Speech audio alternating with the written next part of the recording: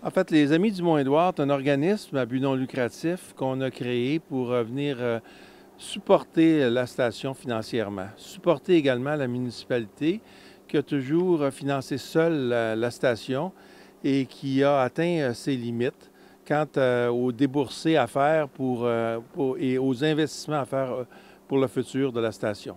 Alors, on a vu qu'il y avait un nouveau projet de financement obligataire, c'est-à-dire c'est des titres de créance qu'un organisme à but non lucratif peut émettre, mais il y a des conditions parce que comme on devient public d'un certain sens, avec plus de 50 souscripteurs, bien à ce moment-là, on doit avoir, il y a des règles que l'AMF a édictées.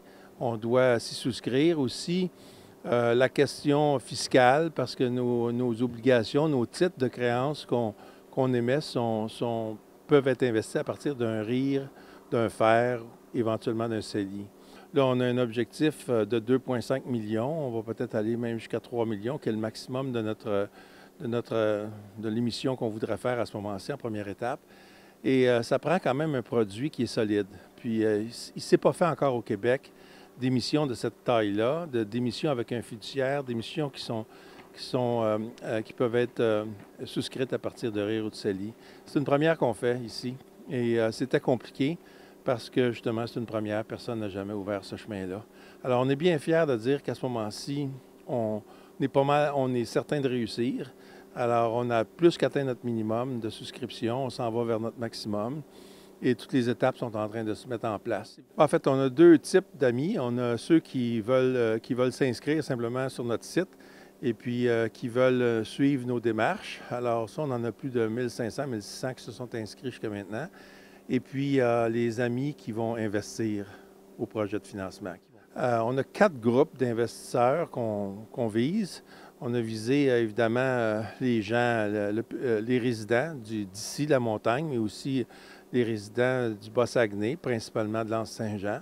Après ça, il y a les entreprises, il y a les très grandes entreprises, puis après ça, bien, il va y avoir justement peut-être des dons qu'on va pouvoir recevoir.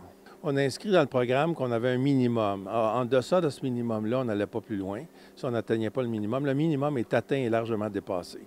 Donc, on s'en va vers notre maximum. On voudrait viser 3 millions et on pense de l'atteindre. On veut absolument que le Mont-Édouard soit une station de ski qui appartienne au Bas-Saguenay et non pas un village de ski alpin qui appartient à des sociétés privées ou une multinationale.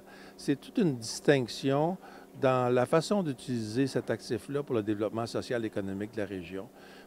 Et ça, je pense que ça fait une différence. Quand on regarde, par exemple, Mont-Tremblant, on se dit, est-ce que c'est ça qu'on veut devenir? Et la réponse, c'est non. On veut rester le Bas-Saguenay, on veut rester l'Anse-Saint-Jean, Petit-Saguenay, Rivière-Éternité. On veut que les familles puissent venir ici, y travailler. On voudrait créer un milieu.